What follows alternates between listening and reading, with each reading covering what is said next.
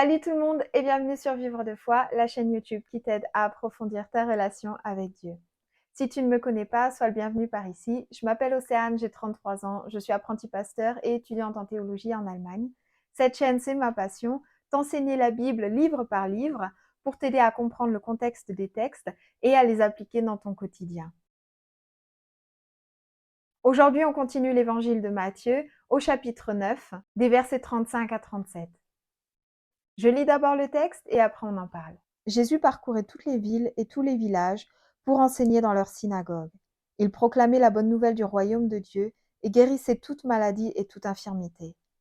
En voyant les foules, il fut pris de compassion pour elles, car ces gens étaient inquiets et abattus comme des brebis qui n'ont pas de berger. Alors il dit à ses disciples, « La moisson est abondante, mais les ouvriers peu nombreux. Priez donc le Seigneur à qui appartient la moisson d'envoyer des ouvriers pour moissonner. » Alors pourquoi il est écrit que Jésus, il était rempli de compassion en voyant les foules qui étaient inquiètes et abattues comme des brebis qui n'ont pas de berger? Dans l'Ancien Testament, l'image du berger était utilisée pour décrire les responsables du peuple, donc les rois, les gouverneurs, etc. Et on sait dans l'Ancien Testament que ces rois se sont tournés contre l'Éternel, donc contre Dieu, qu'à cause de tous leurs méfaits et de leur non-croyance, ils ont guidé le peuple d'Israël vers la famine, vers l'exil, vers les guerres, vers la maladie, vers le péché, plutôt que de guider le peuple d'Israël vers Dieu. Et on voit dans l'Ancien Testament que Dieu y tire des conséquences très radicales du fait des choix des responsables du peuple. Et du fait que ces rois ou ces gouverneurs, ils n'amènent pas le peuple vers Dieu, Dieu, il a prophétisé par l'intermédiaire de ses prophètes la venue du Messie, donc de Jésus, par la lignée de David. Donc David qui était un roi de l'Ancien Testament et qui était un roi qui plaisait à Dieu. Ce Messie est censé être le berger du peuple.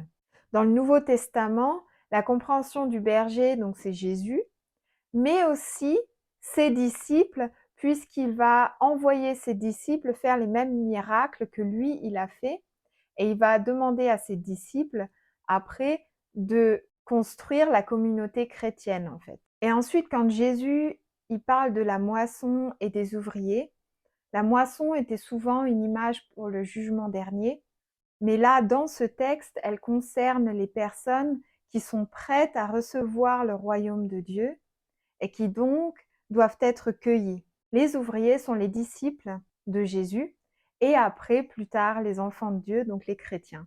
Ce qui est intéressant, c'est que Jésus, il dit « Priez le Seigneur à qui appartient la moisson d'envoyer des ouvriers ».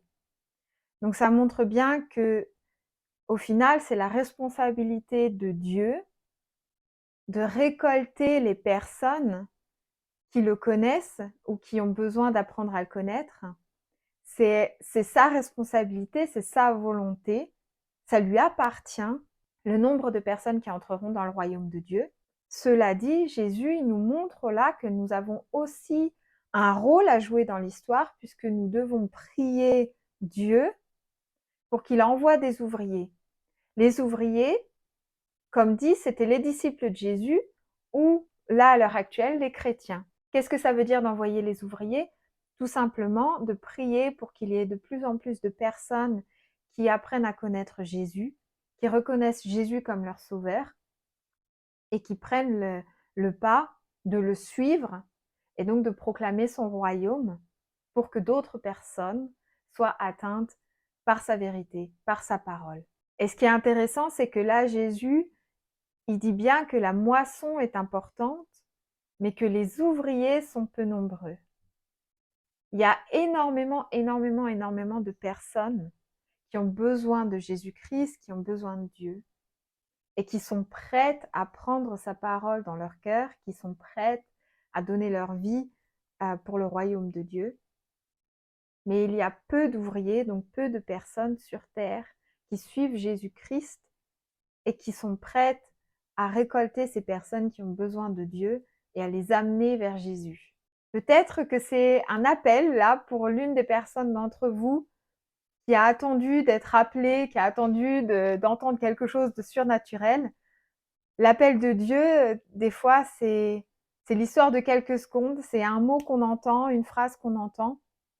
Je t'invite à prendre ce texte vraiment pour toi, pour ton quotidien. Et si tu es déjà chrétien, si tu suis déjà Jésus-Christ, de voir que toi aussi, tu es un ouvrier en fait et que tu es appelé à partager la parole de Dieu avec les personnes qui sont prêtes à recevoir le royaume de Dieu.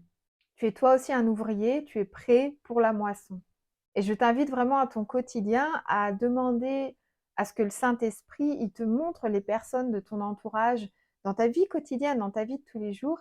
Il te montre les personnes qui sont prêtes à recevoir le royaume de Dieu. Allez, on termine cette vidéo par la prière. Jésus-Christ, en ton nom, je te remercie de nous avoir donné l'appel d'être tes ouvriers et d'aider Dieu dans cette moisson. Merci que Dieu prenne la responsabilité de la moisson et qu'au final, ce soit sa responsabilité, ce soit sa volonté.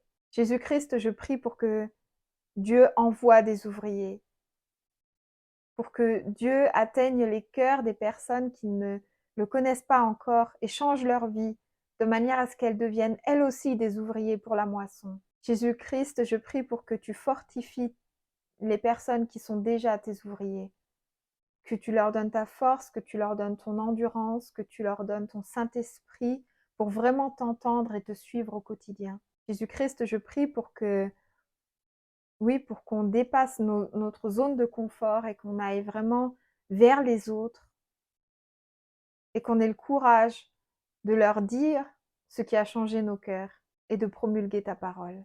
Jésus-Christ, je prie vraiment pour que tu nous donnes le courage de te suivre et de t'aider pour la moisson. Je prie pour que tu fasses de nous de bons bergers, qui ont ta sagesse, qui ont ta paix, qui ont ta bonté. Et je prie pour que tu nous guides. Amen.